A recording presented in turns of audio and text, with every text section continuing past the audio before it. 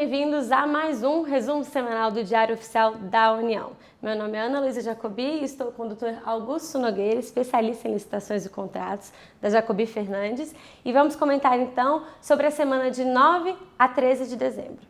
A semana começou agitada, já na segunda-feira a Advocacia Geral da União publicou uma resolução sobre a sua carreira, a carreira dos seus servidores e sobre as atribuições do órgão e estabeleceu então os critérios de progressão na carreira.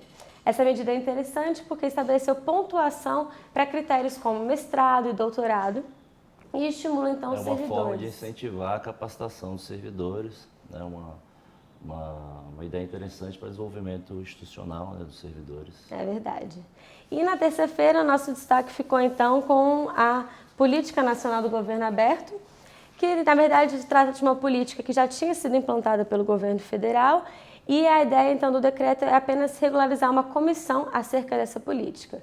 Essa política que o governo federal tem implantado é com a ideia de transparência, então, realmente do governo ser mais aberto, então, publicar os seus atos no site e etc. E fortalecendo também, até hoje que está em alta a questão de compliance, né, programas de integridade, vai na mesma linha, né, do que vem sendo debatido nas comissões de compliance, nesse mesmo sentido.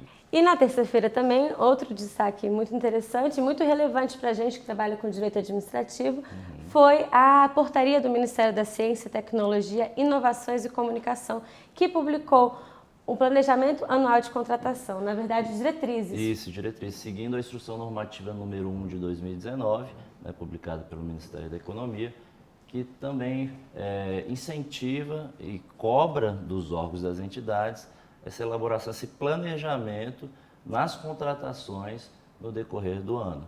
Então, foi publicada essa portaria e traz alguns prazos específicos para abril, né? A gente tinha visto... 1º de abril, né? 1º de abril, né? Que o órgão tem, então, para divulgar o seu planejamento anual de contratações. Perfeito. E isso vai em consonância, inclusive, com o projeto de lei de licitações e contratos, que já estabelece essa obrigatoriedade, o novo projeto de lei, que está em trâmite no Senado, a obrigatoriedade de todos os órgãos federais terem esse planejamento anual de contratações. Isso. É bom fazer um link, um gancho, com o planejamento com o próprio artigo 24, inciso 4 do 8666, que fala de contratações emergenciais, né, que muitos órgãos acabam fazendo contratações emergenciais lá no final do ano por falta de um planejamento. É verdade. E aqui, quando a gente tem uma norma interna de um órgão que já institui quais são as contratações para todo ano, já facilita e evita contratações emergenciais e sanções que poderiam ser evitadas, na verdade. Na quarta-feira, dia 11, um dos destaques foi o Programa de Dispêndios Globais para Empresas Estatais Federais, que foi aprovado. A ideia do programa, também buscando maior organização e planejamento, é que as empresas estatais divulguem para o governo federal a previsão de gastos que terão ao longo do próximo ano. Ainda na quarta-feira, houve a publicação da medida provisória, né, 910 de 2019, que alterou diversas legislações, inclusive a 8666. O artigo 17, que trata sobre licitações dispensadas, houve alterações sobre a regularização fiduciária. Isso. A alteração ela foi especialmente em 2 quesitos. A questão do tempo, que antes era permitida a regularização fundiária até 2004, dos imóveis que estavam sendo ocupados até 2004, e passou então a 2014, então ela acessou em quase 10 anos o prazo. E a outra questão foi a questão do número de hectares. Antes, a previsão eram até 1.500. Agora foi para 2.500 hectares. Perfeito. E em que pese as críticas em relação à medida provisória, o que é interessante aqui destacar é que ela afeta quase 600 mil famílias que vivem hoje em terras destinadas do governo aos órgãos públicos, ao governo federal, e que vão, então, poder ter essa situação regularizada. Existe uma série de critérios, uma série de documentações estabelecidas na medida provisória para que haja essa regulamentação. Um deles é que deve estar de posse, então, do terreno por 5 anos, no mínimo. E vai, né, até ao encontro do direito social à moradia, né, à função social da propriedade. A ideia interessante dessa medida provisória.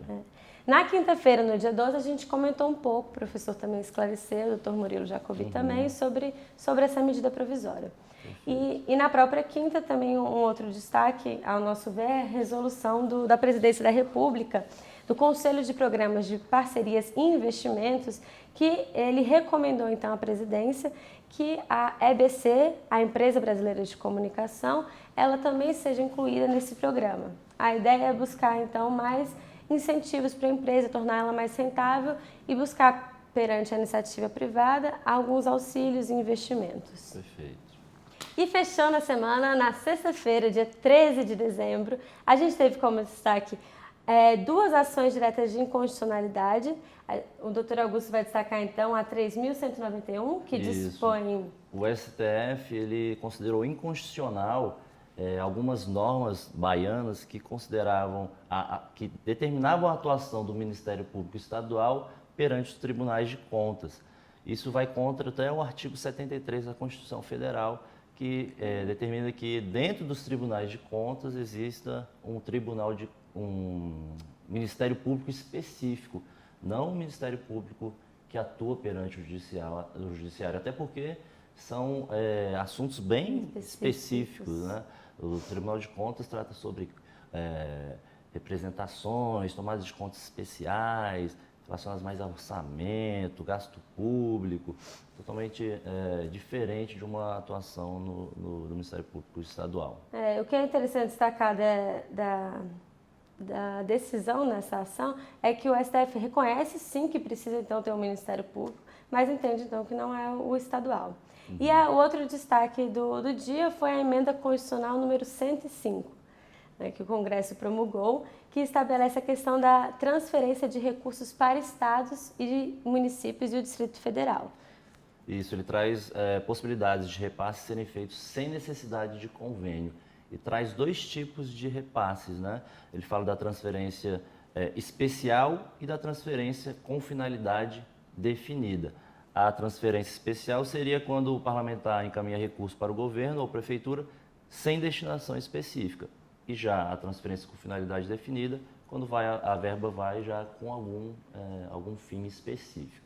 E se você quiser saber mais sobre essa questão de transferência de recursos, sobre como o ordenador de despesas deve utilizar esses recursos, como que funciona a Lei de Diretrizes Orçamentárias Anual, compre o nosso livro, o livro Manual do Ordenador de Despesas, que já está disponível pela editora Fórum, no link que vamos disponibilizar abaixo. É a primeira edição do livro e o livro, então, trata de uma forma didática sobre esse papel do ordenador de despesas e a importância, então, dos recursos públicos do orçamento público. Ficamos por aqui e nos vemos, então, na próxima semana com mais um resumo do Diário Oficial da União Semanal.